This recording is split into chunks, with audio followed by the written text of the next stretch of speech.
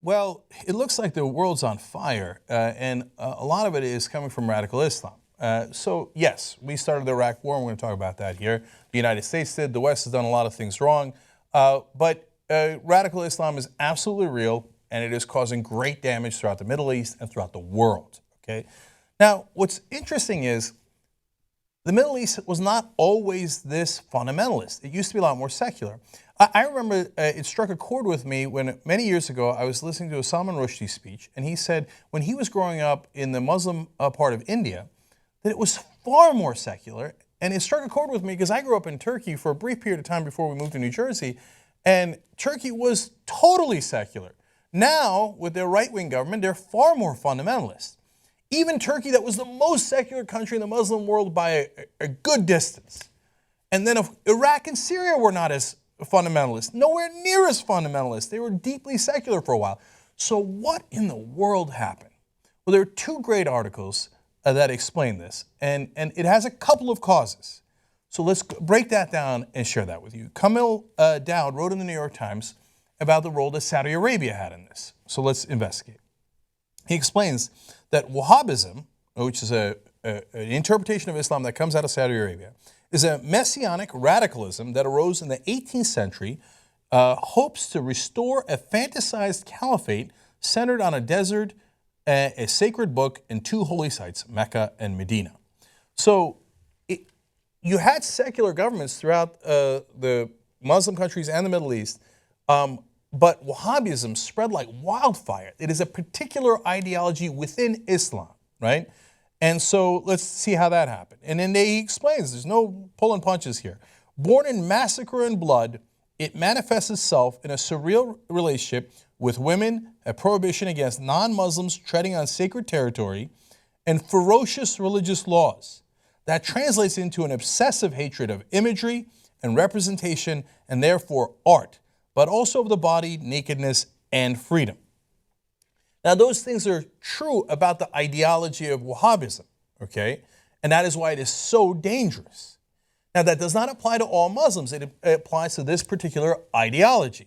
Now, it is the same ideology of ISIS.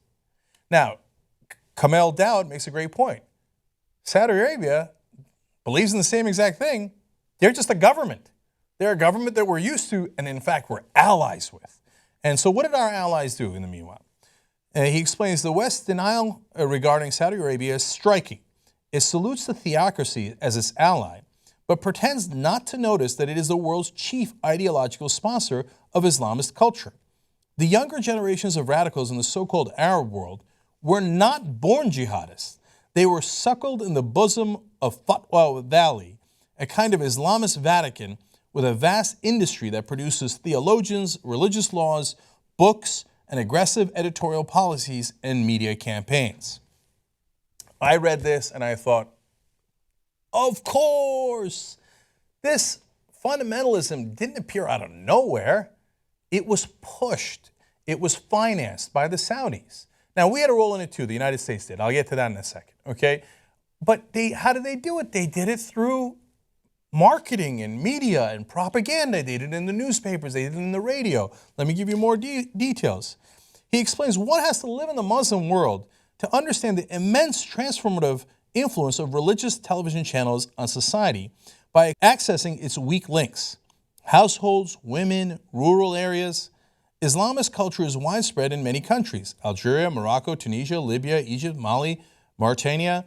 There are thousands of Islamist newspapers and clergies that impose a unitary vision of the world, tradition and clothing on the public space, on the wording of the government's laws, and on the rituals of a society they deem to be contaminated. You see, if Muslims in their entirety all believed this, well, they would have believed it before the Saudis spread Wahhabism throughout the world. But they didn't. Those countries used to be more secular. That's a proven fact. Now, there's this idea that Islam, in its core, is so bad that it is irredeemable, that they will murder anyone who isn't Muslim no matter what. Like, if they were to get in power in the Middle East, they would slaughter all the Jews and all the Christians. But they were in power in the Middle East for 1,300 years. And many terrible things happened in those empires, the Arab Empire, the Ottoman Empire, etc. but they didn't slaughter all the Jews and all the Christians, right? They're empires. They did terrible things, but they didn't kill them all. It wasn't like, here we are, we finally have power. What does our book say? Our book says, kill them all, let's go kill them. They didn't do that. And then after the world wars, they were far more secular. It isn't the religion in mass. It is a strand of ideology within the religion. So within Christianity, there are nuns who go protest nuclear energy, and because they mean well, and there are nuns and priests who go feed the hungry and help the needy, right? And then there are strands of fundamentalism who look forward to Armageddon and think that the United States should help in that process. That's the problem, not all of Christians and not all of Christianity. Yes, Christianity has terrible things in their text, as Islam has terrible things in its text. And they both have wonderful things. The question is, what does your culture emphasize? And the Wahhabis said we should emphasize the terrible parts, and they spread that poison throughout the Muslim world. So, more on this. Dowd says, all of which leaves one skeptical of Western democracy's thunderous declarations regarding the necessity of fighting terrorism. Their war can only be myopic because it targets the effect rather than the cause. That is so true. Since ISIS is first and foremost a culture, not a militia, how do you prevent future generations from turning to jihadism when the influence of Fatwa Valley and its clerics and its culture and its immense editorial industry remains intact? You see, what he's saying is you can kill the ISIS guys and then more ISIS guys pop up. Why? Because you haven't attacked the root cause, which is the media, the propaganda, and the culture that they are spreading. You've got to go after the cause, not the effect. Oh, someone using their mind, thank God, ironically. Now, he summarizes this way. He says Daesh, which is another word for ISIS. Daesh has a mother, the invasion of Iraq, but it also has a father, Saudi Arabia and its religious industrial complex. Until that point is understood, battles may be won, but the war will be lost. Jihadists will be killed, only to be reborn again in future generations and raised on the same books, or the interpretation of those books, okay? So now, Saudi Arabia, why are we allies with them? Why do we let them spread this poison everywhere? Oh, oil. Is it really worth it? Yes, no, Saudi Arabia does keep its end of the bargain. Okay, let's be fair here. They help to block oil embargoes so that our oil is cheaper. Okay, that's true. So for cheap oil, this is the price we paid. Do you think this price has been worth it? Now, let's go to our role in this. Because just to blame, in his words, the father, Saudi Arabia, is only half the equation. The other half of the equation is the United States and the Western powers. This is where a lot of people get irrational, go, no way, you're blaming America, I don't want to hear it, okay? For God's sake, open your ears, open your mind, and listen to the whole story, okay? So, let me show you a picture of the Oval Office from 1983. That would be the legend, Ronald Reagan. And there he is with the Mujahideen. Now, we all know that Reagan and the U.S. government supported the Mujahideen against the Soviet Union. I think almost all of you know that, right? Now, the part that they don't tell you about is who was the leader of the Mujahideen at the time. Well, The Independent in the UK ran a story about that back in 1993, glorifying a certain leader of the Mujahideen. Let's take a look and see who that is. Oh, it's bin Laden. And the headline is, Anti-Soviet Warrior Puts His Army on the Road to Peace. On the road to peace. Does he look like he's on the road to peace? Okay. And The Independent writes in glowing terms at the time, when the history of the Afghan resistance movement is written, Mr. bin Laden's own contribution to the Mujahideen may turn out to be the turning point in the recent history of militant fundamentalism. Now, at the time, they're saying militant fundamentalism in a positive light. We'll get to why in a second. But The Independent was not the only one in talking about in glowing terms of the Mujahideen. Let's go to Ronald Reagan. Here's what he said. To watch the courageous Afghan freedom fighters battle modern arsenals with simple handheld weapons is an inspiration to those who love freedom. Okay. Now, was Afghanistan the only place where we supported Muslim fundamentalists? No. It was throughout the globe. Why? You're about to hear.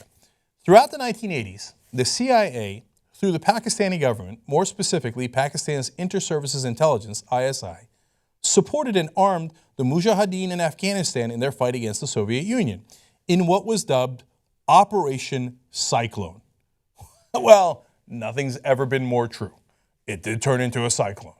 Okay, and then they took that to other parts of the world. But before we get to other parts of the world, I want to quote a great scholar.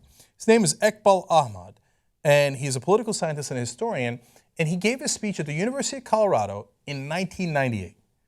This was 3 years before 9/11. Listen to the warning he gave us. In Islamic history, jihad as an international violent phenomenon had disappeared in the last 400 years for all practical purposes. It was revived suddenly with American help in the 1980s. When the Soviet Union intervened in Afghanistan, Zia-ul-Haq, the US-backed military dictator of Pakistan, which borders on Afghanistan, saw an opportunity and launched a jihad there against godless communism. The US saw a God-sent opportunity to mobilize 1 billion Muslims against what Reagan called the evil empire. Aha! You see, that to me, that was a really enlightening moment. Because I got it. It's logical. At the time, they thought, Soviet Union is godless. How are we going to get all these Muslims to be on our side versus their side? It's 1 billion people on the planet at the time, right? I got it. We'll activate their religion. We'll tell them, go fight those no-good atheist communists.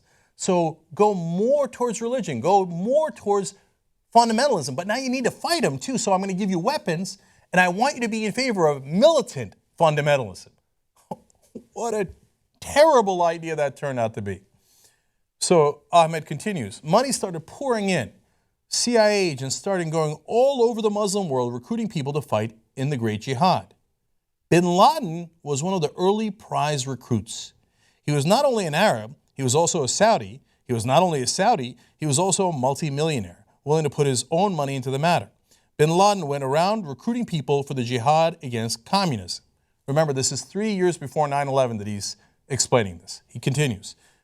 Bin Laden, after the invasion of, when we went to go liberate Kuwait and fought against Saddam Hussein, we went to go protect Saudi Arabia, put ground troops in Saudi Arabia, but then we didn't leave.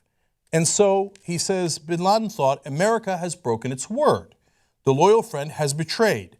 The one to whom you swore blood loyalty has betrayed you. They're going to go for you. They're going to do it a lot more. These are the chickens of the Afghanistan war coming home to roost. So this scholar is warning us, this is how Bin Laden is thinking. This is how the militant fundamentalism you helped to create and fund and weaponize now thinks. And he's saying 3 years before 9/11, watch out, they're coming. They're coming. We've made a mistake. They're coming. But we didn't listen. Ben Norton, who wrote about this in Salon in a great piece, says, there are extremists in every religion, but they tend to be few in number, weak, and isolated. Salafism, which is similar to Wahhabism that I've been talking about, in its modern militarized form, has its origins in the 1920s and even before. For decades, this movement remained weak and isolated. Yet in the 1970s and 80s, Western capitalist governments, particularly the US, came up with new Cold War strategy, supporting these fringe Islamic extremist groups as a bulwark against socialism. See, the socialists were secular, and we couldn't have it, because that meant that they were leading towards communism. Capitalism had to win. The US was by no means the only one to pursue such a strategy. Echoing the US policy in Afghanistan, Israel, in fact, supported Hamas, now its sworn archenemy. When the Islamist group was first forming in the 1980s, Israel backed Hamas's militant founder, Sheikh Ahmed Yassin, in order to undermine the secular socialist resistance of the Palestine Liberation Organization. Then, in 2009, former Israeli government official Avner Cohen said, Hamas, to my great regret, is Israel's creation. We started the fire. And we did it to fight godless communism. And now that fire has engulfed us all. And we turn around and, blame Muslims in general. And more importantly, think that the answer is a military answer. If we bomb them enough, or we fund weapons to the good guy militant fundamentalists that are on our side, including Saudi Arabia, that'll be the answer. Does it look like it's the answer? One final quote from Norton for you guys. This Cold War strategy ended up being successful. After the fall of the USSR, the secular socialist groups that dominated the resistant movements of the Middle East were replaced by Islamic extremists, ones that had previously been supported by the West. I guess we should hang a mission accomplished banner up. Look, it's not a completely simple answer. It's not an easy solution like it's the Muslims or bomb them. And it's not just, oh, the U.S. is bad guys and they did it on purpose and it's all their fault. No, Saudi Arabia had a huge role in this. Everyone has personal responsibility that took part in this, right? But did we, by being allies with the Saudis, encourage their Wahhabism, let them spread it throughout the world for cheap oil? Yes, we did. Yes, we did. Did we fund Islamic fundamentalism in an effort to defeat the Soviet Union and create a culture that didn't need to exist? Yes, unfortunately, we did. Now, can we, for everybody's sake, be a little bit more rational? Okay, stop using the wrong strategy, and perhaps you go fight that culture. And you don't fight it with bombs. You fight it with ideas. You fight it with reason. You fight it with logic. You fight it with education. You fight it with secularism. They were on the right path until we derailed them. And that's not just like, oh yeah, they were all going to be wonderful until we stepped in. Look, I told you Wahhabism, Salafism started in the late 18th century. We recognize that. It's not like it didn't exist and we hatched it, right? It existed, but we helped it. We poured fuel on that fire. So let's stop pouring the fuel on it. Let's start to extinguish it with better ideas. And I know when you say, hey, let's do education and let's try to get to the root cause, a lot of people go, oh, that's too complicated. Oh, you're weak. Oh, you're this. Oh, you're that. I don't want to think about it. I don't do nuance, right? But in order to solve the problem, get to a better place for all of us, you do have to do nuance and you do have to have a smarter strategy. And we got to get on that road right now. Young Turks.